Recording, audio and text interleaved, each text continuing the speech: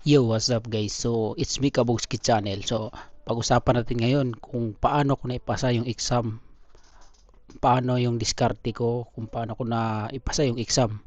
So, yung diskarte ko ganito. Pero bago ang lahat, panoorin mo muna to, tapusin mo muna to para malaman mo kung ano yung diskarte ko.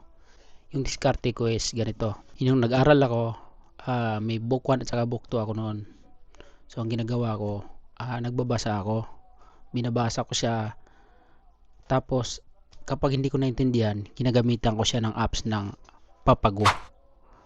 Pinipicturean ko siya at i-translate ko into English. Yun po yung ginagawa ko lagi kasi kapag nag-self-study ka kasi walang magtuturo sa iyo kung ano ibig sabihin nun. So, mas maganda gawin is mayroon kang Papago translator para pwede mo siyang picturean tapos translate mo siya sa Papago into English para maintindihan mo kung ano yung ibig sabihin, lalo na yung buong question na yun. Yun yung gagawin mo para maintindihan mo kung ano yung ibig sabihin sa English. So dapat nun tandaan mo siya kung ano yung ibig sabihin nun sa Korean para masasanay ka, para pag tumagal hindi ka na mahirapan, naintindihan mo na yun ibig sabihin sa Korean. At saka yung EPS topic apps, yung EPS topic apps, may mga sample yun na exam, listening at saka reading.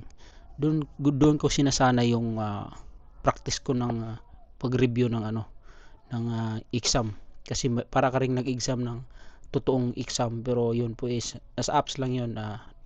Magsimula ka sa umpisa may madali hanggang sa pahirap ng pahirap.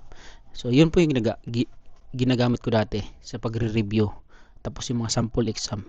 So yun yung lagi kong binabasa, pinulit-ulit ko lang siya hanggang sa nasasanay ako.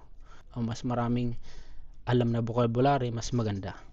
Pero mas maganda talagang sanay ka dun sa mga question and answer, sanay ka dun sa pagsagot, kaya pagdating sa exam hindi ka nakabahan. Doon yung diskarte ko talaga. Kaya ikaw kung talagang gusto mo mag-apply sa South Korea, ganun gawin mo. Mag-aral ka at mag-practice ka ng mga mock test yan. Sample exam. Kasi doon ka masasanay kung araw-araw mo siyang binabasa, araw-araw mo siyang pinag-aralan, masanay ka. Kahit iba yung question and answer doon, makaintindi ka na. So, yun guys, sa mga gustong mag-apply, wala pong agency, no, o government to government. Kaya ang gagawin nyo lang is mag-aaral lang talaga, self study, or mas maganda talaga sa Korean Language Center kayo doon kayo mag-aaral, kasi matuto kayo at i-guide kayo nila na kung paano mag-register sa exam.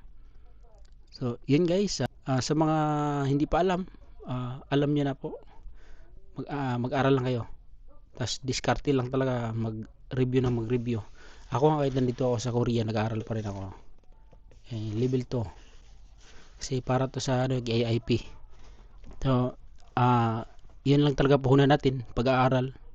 Kasi kung hindi ka mag-aaral, hindi mo may pasa exam, mahirapan ka. Tsamba, umaasa ka lang sa tsamba, mahirapan ka ipasa yung exam. So tips lang talaga, magbasa-basa kayo, tapos i-translate nyo sa Papago kapag hindi nyo maintindihan Papago apps. I-translate nyo siya, kasi kung nasa bahay lang kayo, wala kayo ibang matanungan ano ba ibig sabihin nito. So may translation na kayo, apps kayo, kahit nasa bahay lang kayo, kahit mag-isa lang kayo, makaintindi kayo anong ibig sabihin nito, ganun. So yun lang ang bigay kong tips sa inyo, at kung hindi ka pa naka-subscribe sa akin, baka naman, para sa sunod kong video. So maraming salamat guys.